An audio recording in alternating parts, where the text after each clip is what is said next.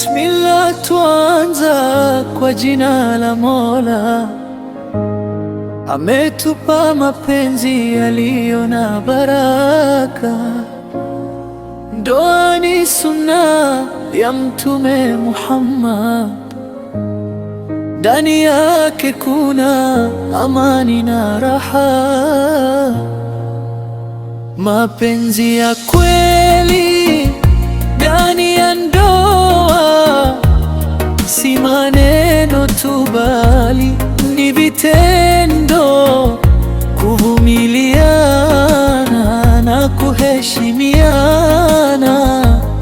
Hiyo ndiyo siri ya maisha mema.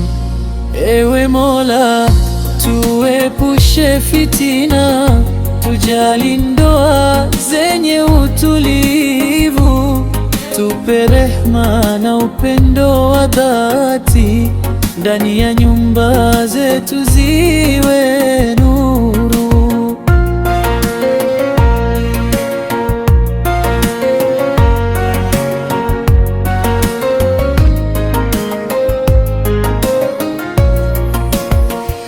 Bibi na bwana waishi kwa amani, kila mmoja mjali mwenzake. Heshima iwe msingi wa maisha, mapenzi yadumu kwa rehema zako. Ndoa ni baraka, si mzigo wala shida, ni safari ya pamoja ya dunia.